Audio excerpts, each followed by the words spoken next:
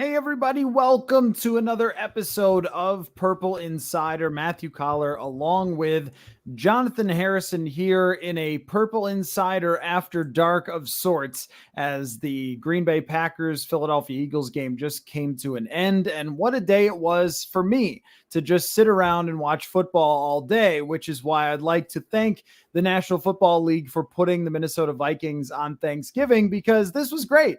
I mean, what a day it was. There have been times before where I have bemoaned getting a Sunday, whether the Vikings have a bye week or a Thursday, and then the schedule is bad and the games are bad. That was not the case today. All sorts of wacky, crazy action today. But Jonathan Harrison with me here for a sort of episode of Hot Routes, which, by the way, we do a Hot Routes podcast covering the rest of the league. It's spelled with a Z, so make sure you go find that. We do that every week. It's usually up by Wednesday.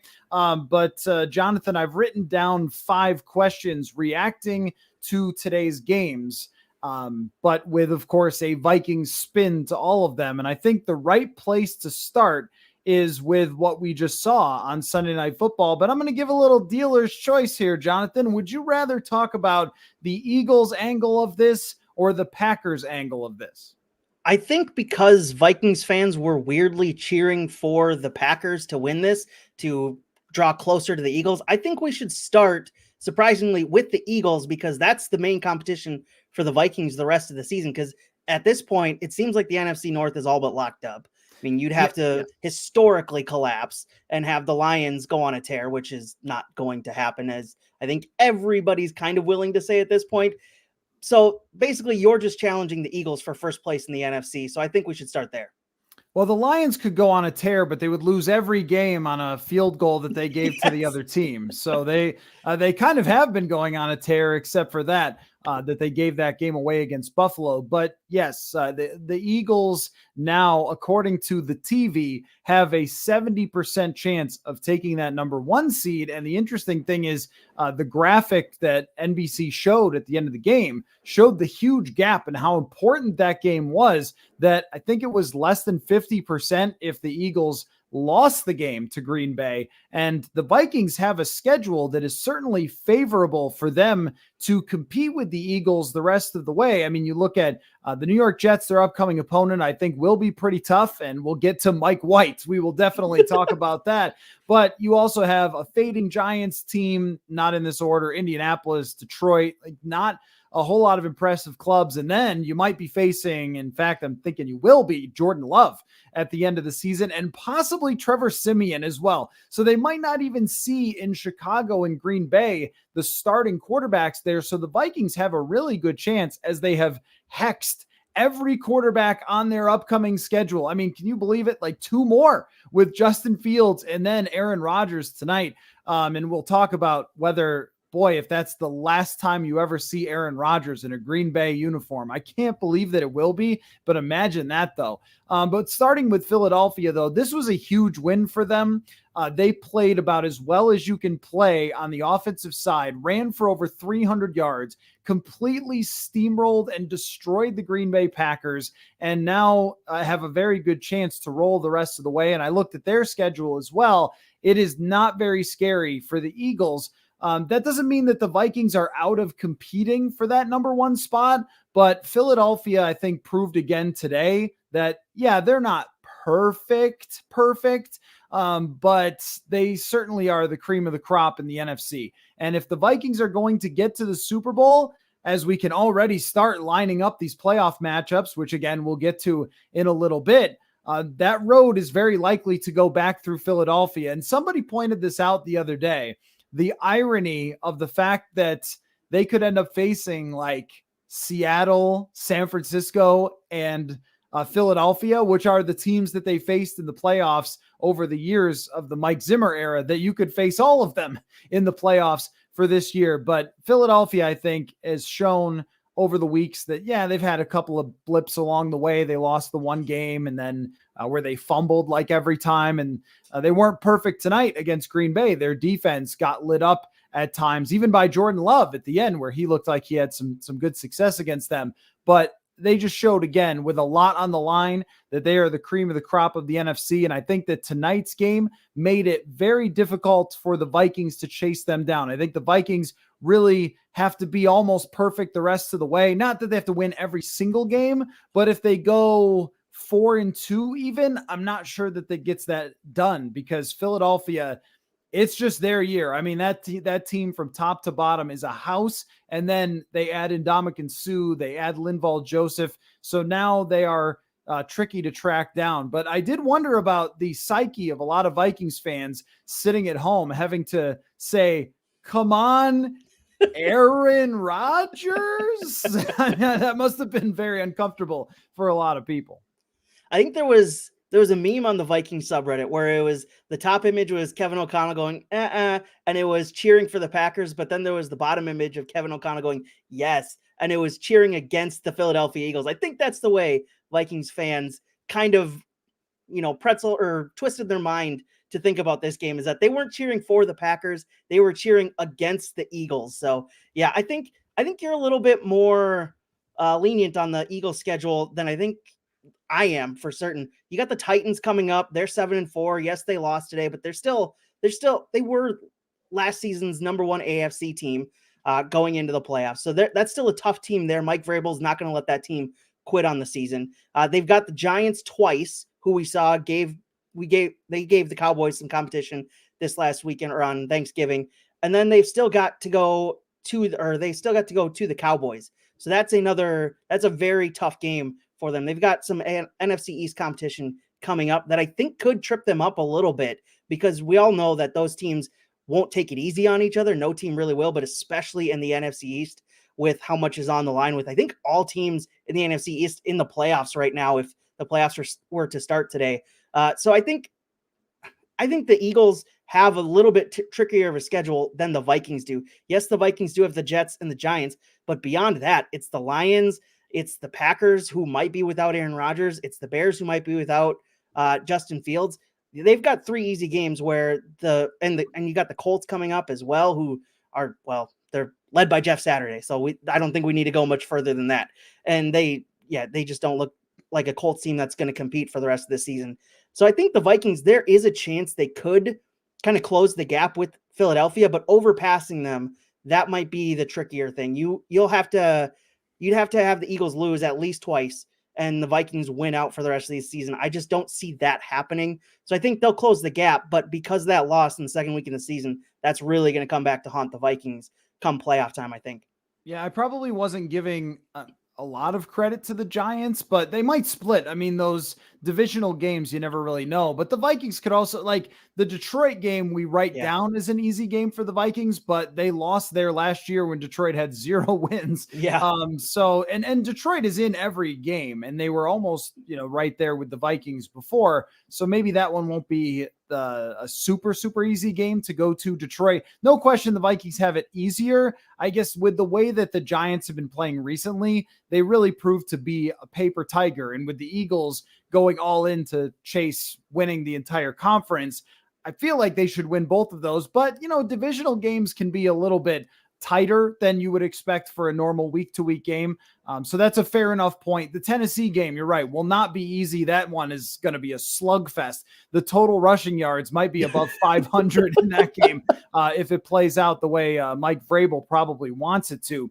But you bring up the key point here that with a win tonight and with a win head-to-head against the Vikings, you're really running out of time to get a full game ahead of them. So you're already 1 game back of them in the standings, but then that really means you're 2 games back of them. Mm-hmm. So over 6 games, you have to make up 2. That means they would have to probably lose 3, because I feel like the Vikings will hit another stumbling block somewhere. I don't know which game it's going to be. Could be against the Jets if Mike White continues to play like Joe Montana. I don't know that he will, but it's possible, I guess, if Mac Jones could go for 382 against the Vikings. But Philadelphia and Dallas and San Francisco, these teams are kind of separating themselves along with the Vikings.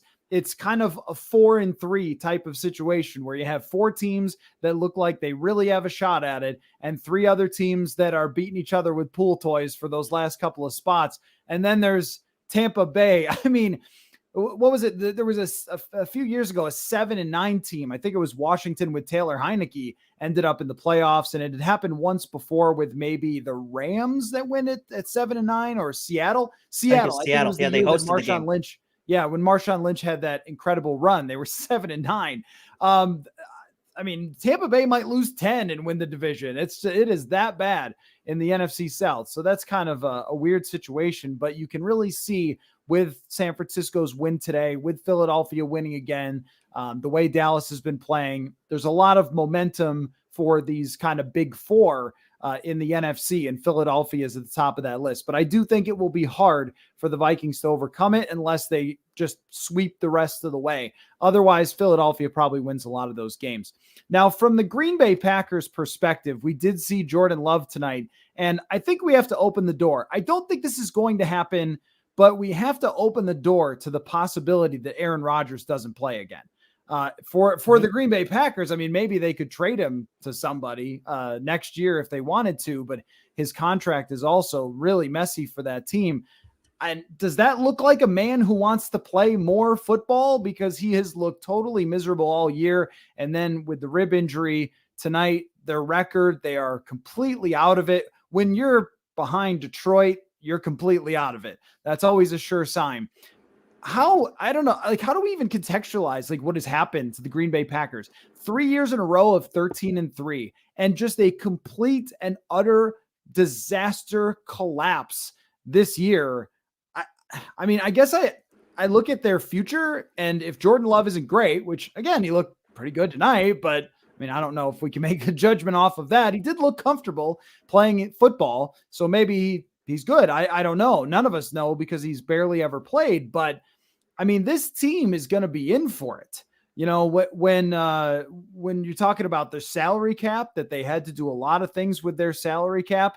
And I guess that's my next hot routes question for you, Jonathan, is just what does the Green Bay Packers future look like? Do you think Aaron Rodgers comes back for another year and tries to run it back and says, hey, we just needed another receiver or something, or we weren't that far away or whatever? Or does he hang it up? Do they turn it over to Jordan Love? Do they have to overturn a lot of this roster? I guess I think that the Green Bay Packers future for the first time in 30 years feels up in the air. Yeah, it really does. And that's going to be a weird situation for a lot of Packers fans to handle and like deal with. But the rest of the NFC North is just waiting for this moment as they have been for the past 30 years.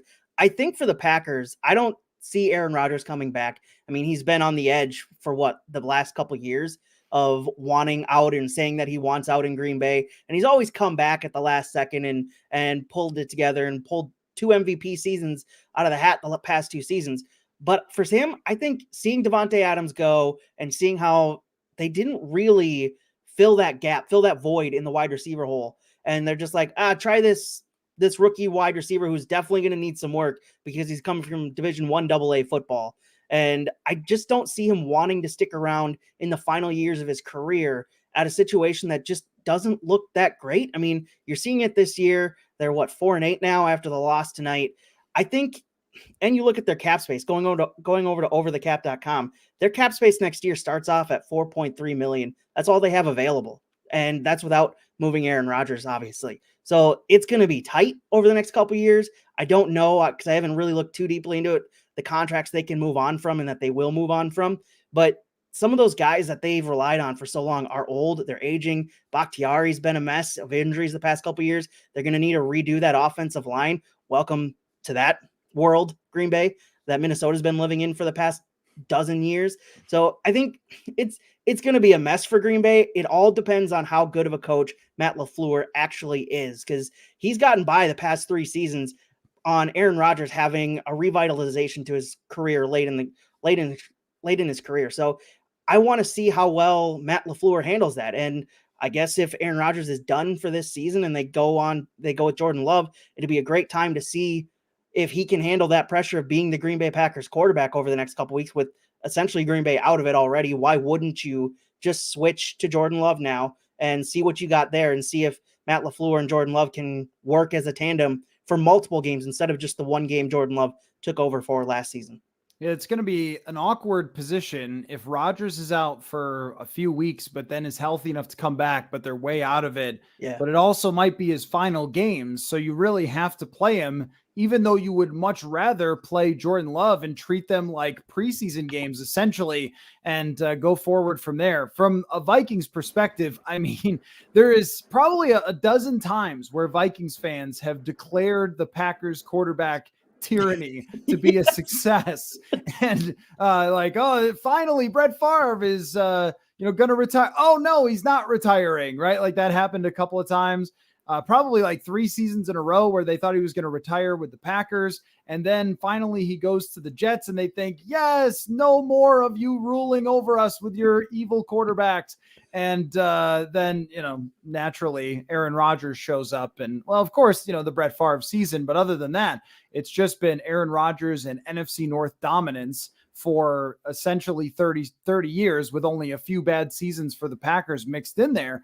And now it's very uncertain. I mean, even if Jordan Love is a good quarterback, the odds, and again, I know who I'm telling here. I'm telling Vikings fans who have been through this, Right. But look at the Colts, though. I mean, right? Mhm. Like the Colts went from Peyton Manning to Andrew Luck and probably thought that they would just have great quarterback play for the rest of their existence. And then all of a sudden they found themselves with washed up Phillip Rivers, who actually was pretty good for them, but Jacoby Brissett, and then now on to Matt Ryan. Life isn't always as easy after you lose your superstar quarterback who plays for this long for you. And I think it's a very realistic scenario that Rodgers will just say, I've had enough. My body is beat up and I've whatever else. And he'll probably bring up cancel culture or something. Yes. And then go on to be maybe like a health and body and soul YouTuber or something, maybe live in a tree. I don't know, like whatever he's doing. It's hard to see it being as an NFL quarterback. I haven't, like, other than Tom Brady, but at least Brady's getting divorced, so there was a reason he looked so miserable. With Rodgers, the guy just looked like he wanted to be absolutely anywhere except for playing in the NFL. And he still had his moments this year, but here's the other part too. It's not just the receivers. It's not just that he's been unhappy. It's also he's not as good. I mean, even from last year, I mean, we all saw it when poor Sean Mannion had to play the Packers at Lambeau Field. Part of that game getting crushed was not having Kirk Cousins, but the throws that Aaron Rodgers made, I mean, what? Like in that game, and I was there at Lambeau and just like, are you kidding me? Back shoulders all over the place, great throws. He's been super inaccurate this year at times, very timid to throw it down the field at times, and just not the same version of himself. And I know he's got a thumb injury, but man, those injuries have piled up over the years. I just don't think that he's the same as, like he has been in the past, which is natural for somebody as old and who apparently in the offseason loves to do even worse things to their body in Aaron Rodgers. So I think I don't want to say for sure, because if I say that and then it doesn't come to fruition and he wins the Super Bowl next year, people will be mad at me. But I just can't see a scenario where Aaron Rodgers says, oh yeah, this is good, everything is fixed, I'll come back. Like, he's had legitimate disdain for his organization for years. So I mean, I suppose that they could trade him to another place where he takes one more swing and tries to act like Brady, but it feels more likely that he's going to just call it quits and walk away. I mean, maybe he can't do that because of the way that it ended and so forth. And he is set to get paid a lot for next year, but that if he says he's coming back, the Packers have to look at him like, are you sure? Yeah. Is there any way we can talk you out of it? I mean, what an odd thing to say about Aaron Rodgers at this point, but he's just not been a good quarterback for them this year. And it's hard to see somebody going from where he is now. Like when we talked about back in like 2018, oh, Rodgers is washed. He wasn't that old.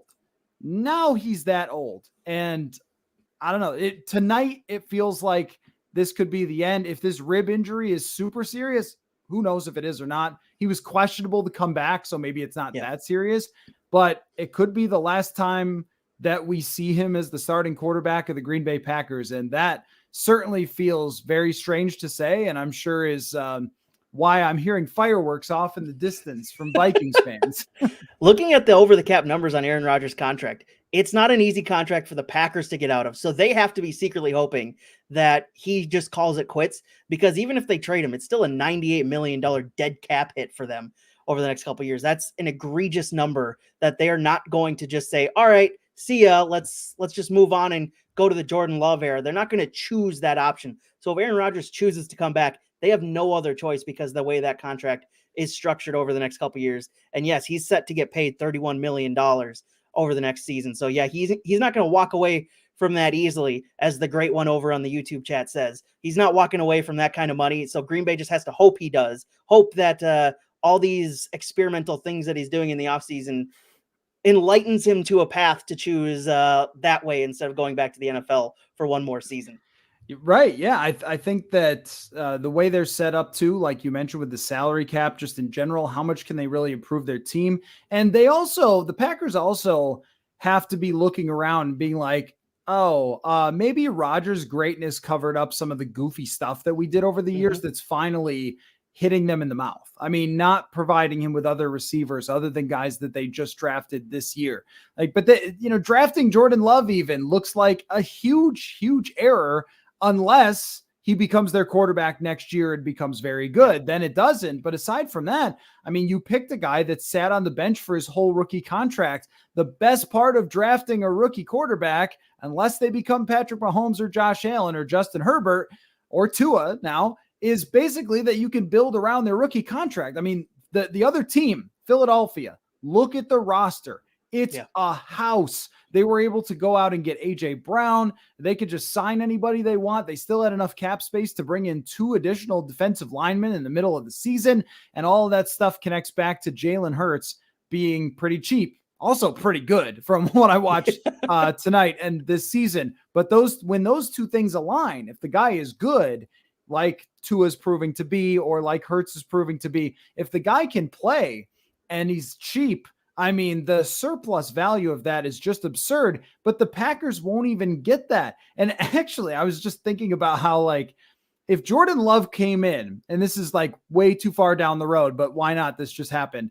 If Jordan Love came in and played unbelievably good the rest of the season, right? Like, when is his contract up? He was drafted in what, 2020? They have to decide on the 5th-year option this offseason. Right. That's what I thought. So they have to decide, because I was thinking it was the same draft class as Jefferson, because Aaron Rodgers wanted Jefferson. So they have to decide on that. And if he played great, he'd be like, contract extension. I'm your future quarterback. Right. Or what? You just have to play it out and potentially just let him go after drafting him and having him sit on the bench. So that would look like a total disaster, particularly considering what the Green Bay Packers were looking at in that draft class with wide receivers that they decided to pass on. And hey, AJ Dillon is a beast, but what good does that really do you? Right. So I think that they mishandled things and are finally starting to pay for it. I do think that LaFleur knows what he's doing as a coach, but there's only so much you can do when Rodgers is your entire franchise. He's your coach. He's your GM. He's your owner. He's just everything. Right. And, now I guess LaFleur will have a chance to really coach if Rodgers is indeed done. And it will be interesting to watch from afar. Not that I'm going to pay attention to too many Packers games. Those things are getting flexed, folks. I don't know how many are on national TV, but please let this be the last one for the Packers being on national TV. All right. I have more questions here for Hot Route. I just looked it up quick. They've got one more game on national television, and it's against the Rams. Oh yeah, that one's getting flexed. No, they don't. Not for long. The poor Rams running out a USFL quarterback today. Oh goodness, tough gig. Okay, so let's switch gears to Mike White's season. Now there will be some content regarding Mike White. We're going to get the insight from Jets people and so forth later in the week on the podcast. And if you're watching the live stream, do the podcast every day. So go check out that wherever you get your podcasts. But Mike White put up an unbelievable game. By expected points added, it was one of the best games of any quarterback all season. Mike White. First of all, I read something that Sauce Gardner said that really made me laugh, where he was like, Yeah, it was actually nice to chill on the sideline sometimes. Like, oh, wow. They really didn't like Zach Wilson. And Wow. I heard, because I never get to watch these pregame shows, but I heard Rex Ryan say today on the pregame show that they didn't even name him a captain at BYU. I was not aware of that. That's crazy. And we can see why, because not only does he not take responsibility, but he might chase his friend's wife or mom's, right? It was his mom's friend or something. Yeah, it was his friend's mom, I think. Yeah. Maybe not the best guy. I don't know, but Mike White, what a game for him. So did the Vikings finally catch a bad break with Zach Wilson saying, no, I wasn't responsible for the loss against the New England Patriots, or no, I didn't let down the defense? Is it a bad break that now Mike White is starting instead of Zach Wilson? I don't think it's a bad break that they have to face them, because again, he was playing the Bears defense, and you can push back on some of these numbers because you know more about the numbers than I do, but these are just some of the numbers from the Bears defense that I pulled from Pro Football Reference and PFF while researching this question. The Bears defense, 9th in yards against, 9th lowest, 4th lowest in points against, 32nd graded overall defense by PFF, 31st rush defense by PFF, 32nd pass rush by defense or by PFF. You get the point. They're a really bad defense this season. They haven't done a whole lot to put a lot of pressure on the quarterback, 23rd in pressure percentage this season. That's not a defense that was going to, give Mike White a whole lot of trouble. So I'm a little hesitant to say it's Mike White's season. I mean, he still did throw 8 interceptions and 5 touchdown passes in 4 games last season. So let's calm down, I think, a little bit on the Mike White hype, because he's facing a Bears defense that is just atrociously bad this season. One of the worst, if not the worst, in the entire league.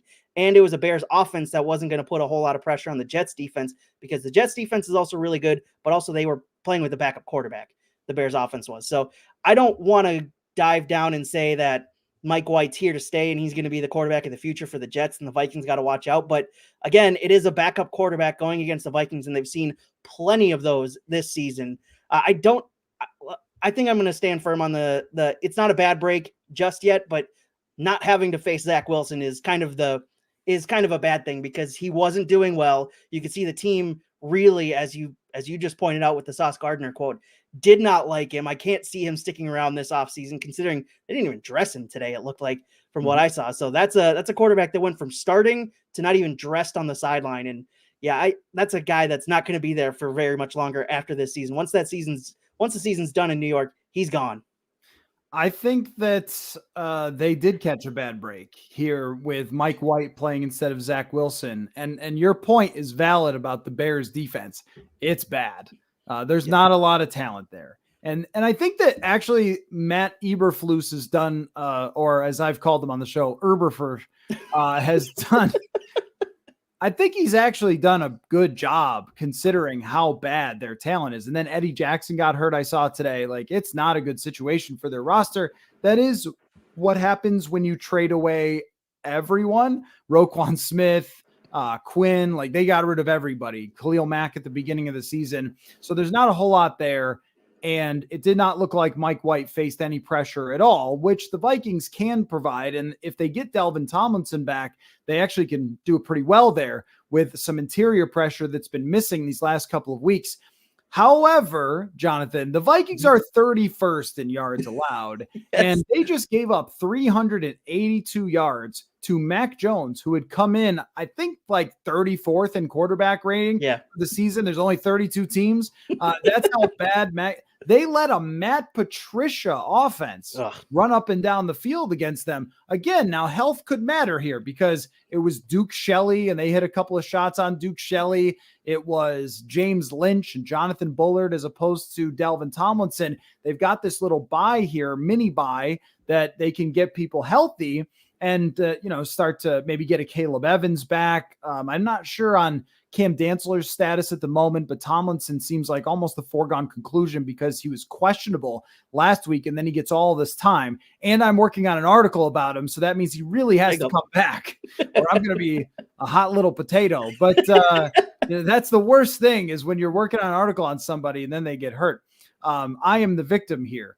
But anyway, that's a different scenario to have Zadarius Smith be able to rest his knee, which seems to be a problem the last couple weeks? Hunter, Delvin Tomlinson, like that's different than facing what Chicago has. I agree. But also, the thing about the Jets is they have playmakers. They have receivers. The Vikings have been roasted by receivers left and right every week almost. Even the bad receivers from the Patriots were beating them. And when they face someone like Stephon Diggs or Tyreek Hill, those guys had huge games. Garrett Wilson is doing that for the New York Jets. They have a good offensive line. They have a running game that, even though I've never heard of their running back before, he had a pretty good game today.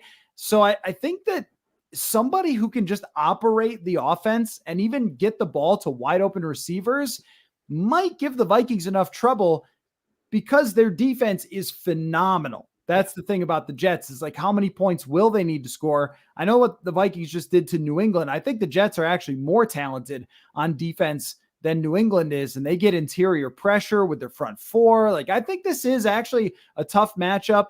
And here's the other thing too, that just in the same way, the Vikings are motivated to make sure Kevin O'Connell works out as their head coach, because that's the bet they made, right? Like when they went to ownership and said, we need this guy and not the last guy.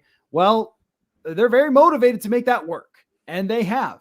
I think the same thing exists for Mike White. I think everybody on that team was like, we're good. Get him out of here and we'll win. And they came out today like they wanted to really prove something. So I think that it may be not the toughest matchup on the entire schedule for the Vikings, but I think if I'm ranking them, like, it might be closer to on par with something like Buffalo. I think that was a tough one, a really tough one. Buffalo was kind of banged up. It might be actually closer to that. Dallas and Philadelphia is still the best on their schedule, but maybe harder than what they saw with New England last week.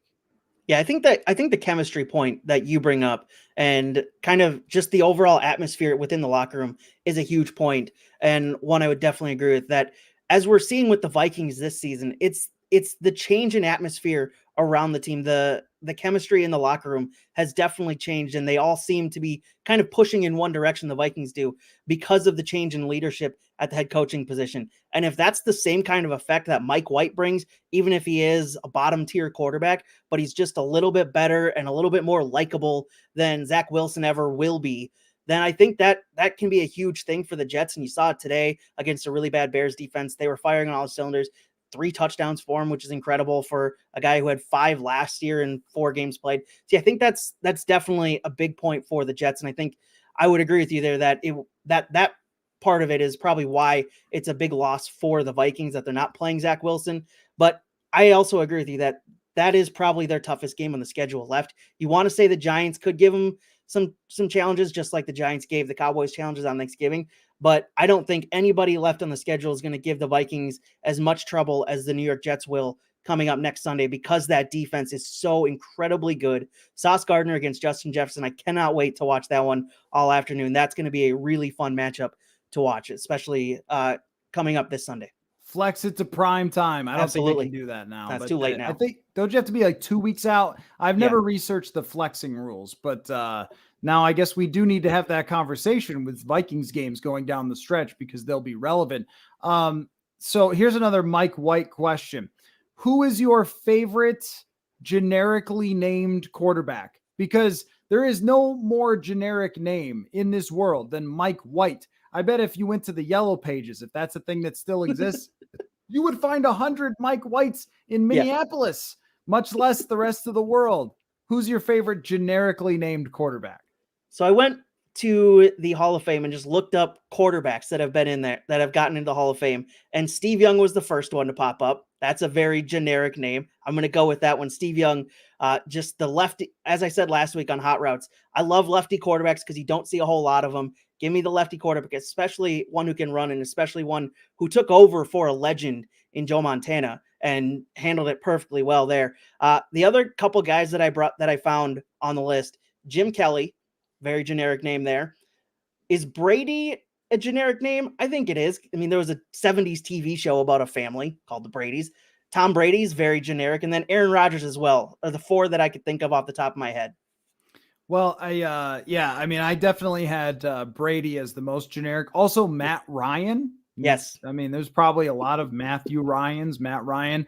How about Kurt Warner? Like nothing special about that unless you're that Kurt Warner. Other than that, though, like there are a lot of guys that have. I mean, I guess Russell Wilson is pretty generic. Once we know them, they don't seem that way, but yeah, they actually are. But like, as far as coolest names, even Dan Marino, there are lots of people who name Marino. But like, is Fran Tarkenton not the most unique name and one of the coolest names of all time? That's not generic. I just think as far as uniqueness goes, Francis Tarkenton being also, one of is the there great more quarterbacks Vikings of all time. Is there a more Vikings name or sounding name for a quarterback than Fran Tarkenton? That just sounds like someone who would be a Viking coming over on a raiding ship. The chat nominating Doug Williams. Definitely. Oh, Doug yeah, Williams absolutely. is as generic as it gets. As far as like good quarterback names, I'm just going through the all-time touchdown leaders. Dan Fouts. Dan Fouts is a great name. How about Boomer Esiason? There's another one. Boomer, a quarterback named Boomer. Which takes on a whole new meaning now, I guess. Yes. How about, I mean, Ken Anderson, Phil Simms. These are all very generic names. So absolutely. I guess if your name is Todd Johnson and you're a little kid trying to throw the ball in the backyard, you can't be counted out, Todd. You can make it. Mike White made it. You can make it. What about Carson Palmer? That's a pretty generic name. Yeah, definitely. And also like are there many, like some of these names that's funny about them is how they like may have been popular at one time, but then like aren't anymore. Like, are parents naming their kids Carson right now? Like probably not. But like no one's naming their kid Otto, but Otto Graham when he was playing was probably a more generic name than you would think now. Oh, for sure. Yeah. Now it's like a really cool old timey name, but at the time there was probably like 1,000 Otto Grahams. They're like, oh, you're that Otto Graham? Like, no. It's like Michael Jordan. There was that commercial where it's like Michael Jordan's coming to my house, and it was just like the pizza guy. Daniel Jones is another good nomination for that for most generic name, but Mike White is certainly hard to beat. Let's see. Next question for you, Jonathan. If the playoffs started today, the Vikings would face a team that they barely beat in the Commanders. Of course, that was on the road. The Giants and Seahawks are still in the mix. We can sort of include Atlanta and Detroit because you never know what's going to happen. San Francisco is still in the conversation, but probably looks like they're not going to be. I want you to give me the best and worst first round matchups for the Minnesota Vikings. I think the worst, and it's the easiest one to come up with, the worst is the 49ers because of how that defense plays and how the Vikings would most likely, that offensive line would just crumble under the pressure that the 49ers bring play in and play out. You saw how they just obliterated the Saints today. That defense is incredible. That team is firing on all cylinders at this point in the season. That is a team that I do not want to face if I'm the Vikings going into the offseason. The best matchups for me, and it's weird to say when talking about the playoffs, but the Lions, if they somehow sneak in, that's one. And if they keep going on the run that they are on right now, they could find a way in. The Lions, the Commanders, I'll take them because the Vikings have already played them. Yes, they squeaked out the win. They had to come back. But I mean, if that ref didn't take out Cam Bynum at the beginning of the second half, that's an interception. And how much does that change the course of that second half going forward? So I'll take the Commanders. I'll take the Falcons after that, though, because I think the Commanders will be a little bit more of a competition, but I'm still a little bit nervous about the Falcons. But then the Seahawks kind of come in last in this group that I've come up with, because the Seahawks, they seem to be kind of dwindling at this point. I don't know how much is left in the tank for the Geno Smith love on this show, but I think that the Seahawks seem to have gotten off to a good start, but then it's kind of fallen off the cliff over the past couple of weeks. There's probably a lot of Eugene Smiths out there, right? Is his name Eugene, or is it just actually Geno? But either way, probably a lot of those. I think that Seattle's the hardest one to decide because I'm not sure how strong they are. And I think that against the Vikings, their defense would give up a ton of yards to Justin Jefferson. And clearly they can't stop the run. And if the Vikings can run the football, so like, is Seattle a harder matchup than Washington? Because Washington's D-line is so good. I mean, think about this. Washington leading the Vikings in the fourth quarter and then beats Philadelphia And the thing about Taylor Heineke is, yes, he threw that horrendous interception that opened the door for the Vikings, but also he seems to be increasing in confidence and comfort with that team. And if they keep rolling, and I don't think they're a great team at all, but I would be a little concerned just about the matchup. They have a really good wide receiver, or two-ish, one-ish. But the Vikings have struggled against top receivers. They did well against McLaurin that day, but if Heineke is more comfortable, the big thing is Jonathan Allen, though. I mean, him and Deron Payne and Montez Sweat, those guys are scary. And they're getting Chase Young back. I mean, that's how they lost to Dallas. Like, Dallas held them to 3 points. And if that happens against Washington, they'll probably score more than 3 points against the defense that just got crushed by Mac Jones. So I think that if the Vikings are going to go deep, they have to be able to go sort of fire for fire with somebody, right? Like go up against the Geno Smith, who's playing great and has great wide receivers. And even today, like, Geno played well. It was just that their defense let Jacobs run all over them. But that's okay, though. I think the Vikings can beat a team that's offensive minded, because Geno might throw you the ball once, get a turnover, something like that. That kind of happened with the Raiders today. So you get a turnover or something, you make a big stop or two. Geno's not Patrick Mahomes when you're talking about leading game-winning drives and stuff. I think the Vikings could beat a team like that. Where I'd be worried is the interior of the offensive line, or somebody gets hurt on the O-line or something. I mean, even like Garrett Bradbury's played okay. Imagine if he wasn't in there, and it was Austin Schlottman or something. I mean, right? So I think that is probably a scarier matchup than Seattle, as weird as that is to say. Although Seattle's been a darling and they're a half game behind Washington. The Giants are also a hard one, because the Giants' offensive line is beat up right now. They run the ball well, and teams that run the ball well, I think, are worrisome for the Vikings. You saw what Dallas was able to do.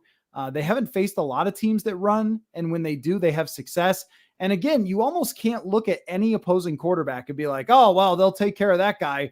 Not after the Mac Jones game. Yeah. You really can't say that unless they're 100% healthy.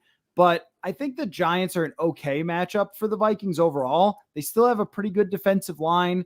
They still play pretty good defense, but I think that's not a very scary team that will continue to fade. You're 100% right to say San Francisco. I actually would be. This might sound weird.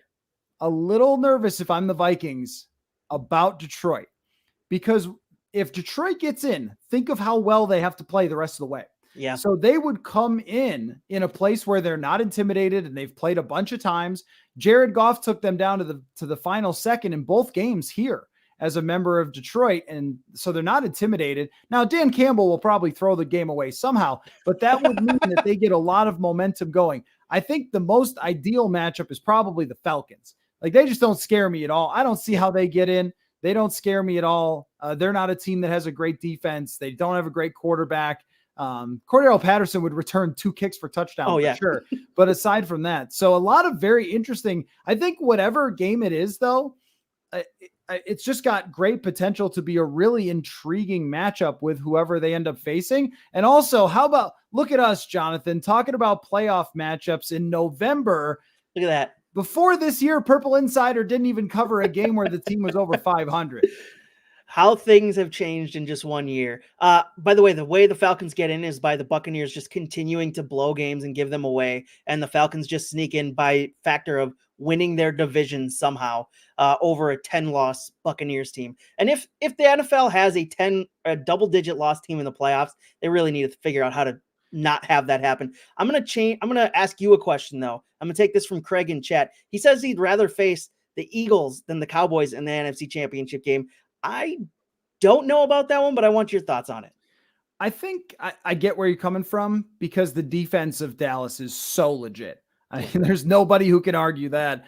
I think they have a better defense than Philadelphia. We saw it tonight. Philadelphia has some weaknesses on defense. There's a reason they had to go out and get 2 washed up defensive linemen to come in halfway through the season. Now, if they get Jordan Davis back and he's healthy, then maybe they're a little bit more dangerous. But I don't think, well, Darius Slay did a great job against Justin Jefferson. Mm-hmm. So there is some, both teams held the Vikings under 10 points. So yeah, I guess you do have to be concerned about both.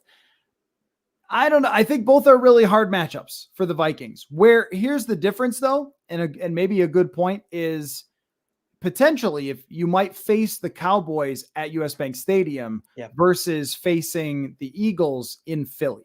So if that turned out to be the case, then yeah, right. You'd rather, no, wait, no, I guess that's the opposite. Then you would rather face Dallas at home, although they just whooped you at home. I don't think either one, I don't think you can make a case for either one.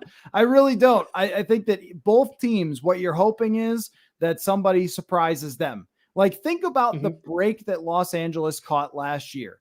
The Los Angeles Rams were set to go to Green Bay at Lambeau and play Aaron Rodgers. I mean, that would not have been good for the way they want to play with downfield passing routes and all that stuff.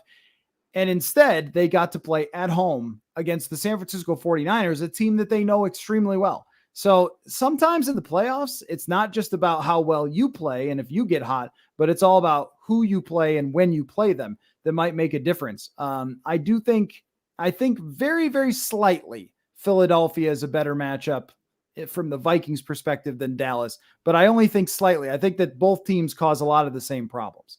All right. Last question for you here, Jonathan. Appreciate everybody who's checked in and watched our stream here. And again, if you're new to the show, we do the podcast every day. And also people who listen to the podcast every day after games. Now we are streaming our live reactions. And so far it's been amazing. The amount of people who have come in and watched after games. So feel free to do that. The last question I have is TJ on Twitter sent me a fans only question, but it's a good one. I thought I'd bring it up here. Is Jim Harbaugh just beat Ohio State and will have another shot at winning the NCAA championship, whatever they call it. It'll always be that to me.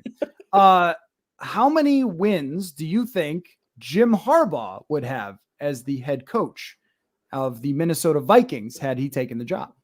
Oh, this is a really good question. It's hard to figure out how, because a lot of this season feels like it's been based off of just the chemistry and atmosphere and everything about that locker room and the collaboration that Kevin O'Connell and Kwesi Adofo-Mensah have fostered within that locker room and that leadership core.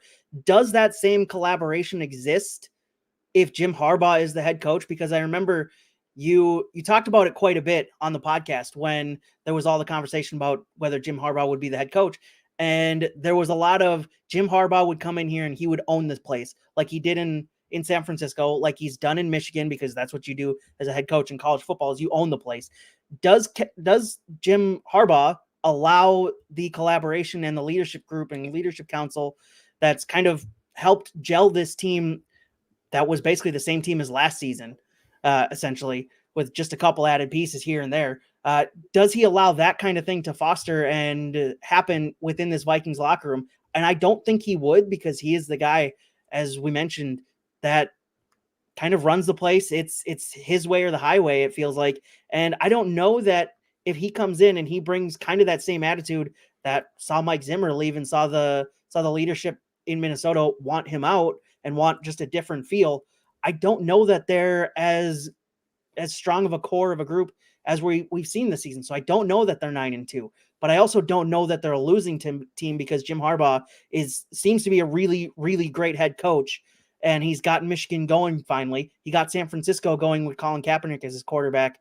And I think, especially with the way the rest of the NFL is broken down with the Packers absolutely collapsing in the NFC North, I still think they're leading the division, but I don't think they're 9-2. I think they're probably in the 6-7, maybe, 6-7 win range at this point in the season.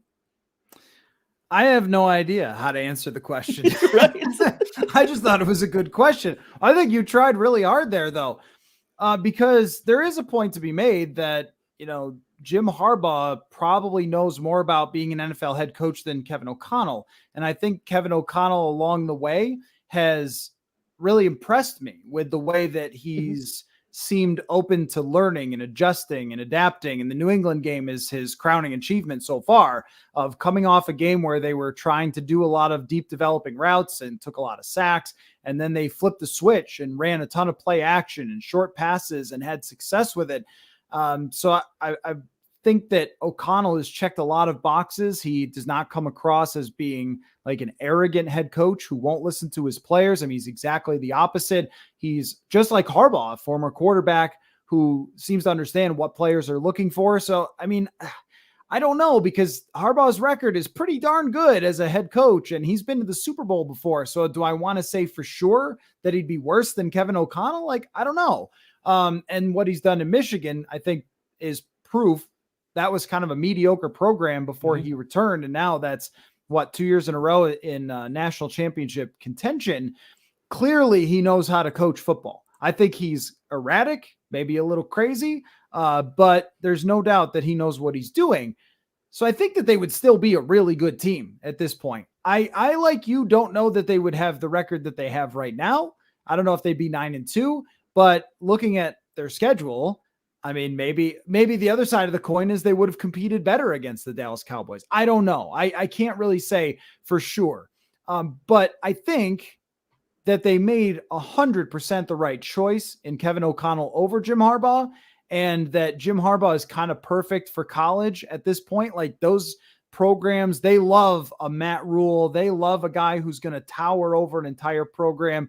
Whereas in the NFL, I think what these players were looking for is exactly what O'Connell has brought them. Like, you guys own the team as much as I do as the head coach. And that attitude has just resonated with so many guys. I don't know if Harbaugh would have brought that same attitude to this team, even if he was a little better at scheming or game planning or adjusting or play calling or those things that I think Kevin O'Connell can improve on.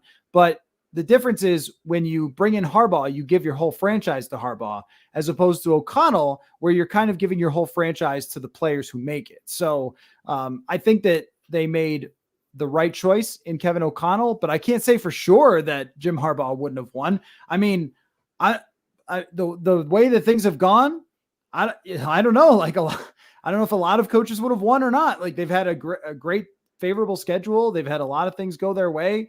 But I also want to give O'Connell a lot of credit for the way that he's brought everybody together. So I just thought that was an interesting question to bring up for Hot Routes. So again, if you're watching on the live stream, thank you so much for checking in with us here, 11:30 at night. And a lot of you are watching, which is awesome, and speaks to how much you people love football.